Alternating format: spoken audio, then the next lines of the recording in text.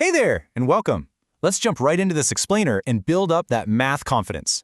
If you're a primary 7 candidate getting ready to absolutely crush your PLE, you're in exactly the right place. Today, we're going to master an incredibly important math topic together. We're looking at prime factorization and how we can actually use it to find the greatest common factor and the lowest common multiple. To start us off, I really want you to think about this question. How do we break down big numbers? Kind of think of whole numbers as these massive, tall buildings. How do we find the unbreakable, solid little building blocks that were used to make them? Well, that is exactly what we're going to figure out today. Here is our game plan for today. 1. What are prime factors? 2. The factor tree method. 3. The ladder method. 4. Writing in power form. 5. Venn diagrams for factors. And 6. Finding the GCF and LCM. All right, section 1. What exactly are prime factors? Before I just hand you the answer, let's jog our memories a bit. In your earlier primary classes, you learned all about different types of numbers, even, odd, and prime. Do you remember the rule for a prime number? Hit the nail on the head. A prime number has exactly 2 factors, just one and itself. Think of numbers like 2, 3, 5, and 7. These are our unbreakable building blocks. So a prime factor is literally just a prime number that multiplies to form a larger composite number. Like 2 is a prime factor of 4, simply because 2 times 2 equals 4. Moving right along to section 2, the factor tree method. Now, how do we actually find these blocks when the examiner hits us with a really big number? Showing you're working out is absolutely crucial in P7 math, so you'll want to follow these steps carefully. Step 1. Write that big number right at the top of your page. Step 2. Draw 2 branches and split the number into any 2 factors that multiply to give you that number. Step 3. If one of those new numbers is a prime number, boom, circle it. That branch stops growing. Step 4. You just keep splitting the composite numbers until every single branch ends in a circled prime number. Let's practice this together, okay? Grab your exercise book and a pen. We're going to use the number 32 from our curriculum notes as our very first building to break down. Go ahead and write 32 at the top of your page. Now ask yourself, what times what gives us 32? Well, 2 times 16 works perfectly. 2 is a prime number, so we circle it. That branch is totally done. Now look at the 16. 16 is 2 times 8. Circle that too. Now we have 8, which is 2 times 4. Circle the 2. Finally, 4 is 2 times 2. Circle both of those 2's. And this brilliantly illustrates how 32 is just the prime number 2 multiplied by itself 5 times. Section 3. The ladder method, a super neat alternative.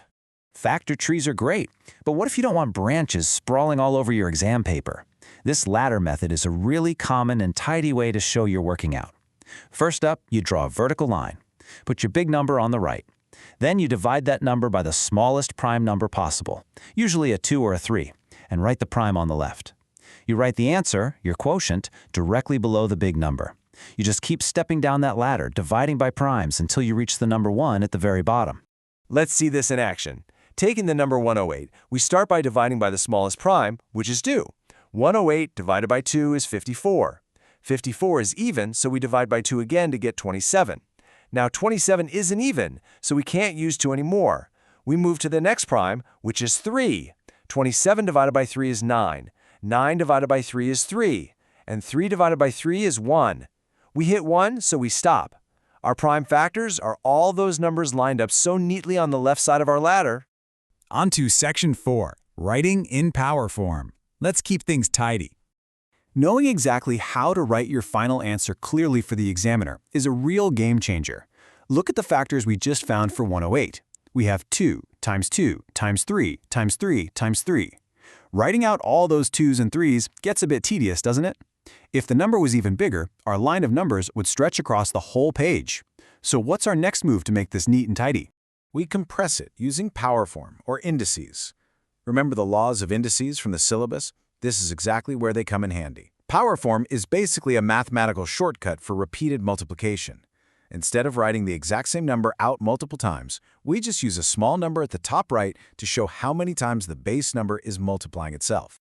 Check out how we translate from expanded form into power form. We have 2 2's multiplying each other, so 2 times 2 becomes 2 squared, or 2 to the power of 2. We have 3 3's multiplying each other, so 3 times 3 times 3 becomes 3 cubed, or 3 to the power of 3. Our final, beautifully clean answer is 2 squared times 3 cubed. The examiner is going to absolutely love this. Section 5. Venn diagrams for factors. Now that we can confidently break down a single building, let's take it a step further and compare two of them. Imagine two overlapping circles. Yep, our classic Venn diagram. Let's say we prime factorize 24 and 40. The prime factors of 24 are 2, 2, 2, and 3. The prime factors of 40 are 2, 2, 2, and 5. Now pay super close attention to how we place them. The shared building blocks, those 3 2's that belong to both numbers, go right in the middle intersection. The 3 goes in the 24 only section, and the 5 goes in the 40 only section. Finally, Section 6. Finding GCF and LCM. So why do we even put them in a Venn diagram? Because it makes our final calculations incredibly easy. Please make sure you write this rule down and do not confuse the two. To find the GCF, you calculate the product of only the shared prime factors. That means you literally only multiply the numbers sitting in the middle intersection. But to find the LCM, you want the whole neighborhood they build together. You calculate the product of all the prime factors across the entire Venn diagram. Let's solve it for our example. So the absolute crucial point for the greatest common factor is we just look at our intersection. We have a 2, and a 2. We multiply them together. 2 times 2 is 4, and 4 times 2 is 8. Our GCF is 8. It is really that simple. Now for the lowest common multiple, we need to multiply every single number we see in all 3 sections of our circles. We take the 3 from the first circle, multiply it by the 2, 2, 2 from the intersection, and multiply it by the 5 from the second circle. 3 times 2 is 6, 6 times 2 is 12, 12 times 2 is 24, and 24 times 5 gives us 120. Our LCM is 120. You've done absolutely fantastic work today following along. Now, it's your turn to show what you know. Here's your final challenge for this explainer. Grab your paper and try breaking down the numbers 6, 8, and 12. Use the ladder method or the factor tree, place their prime factors in a Venn diagram, and find their shared blocks for the GCF and their common multiples for the LCM. Keep practicing, stay focused, and you are going to do amazing on your PLE. See you next time.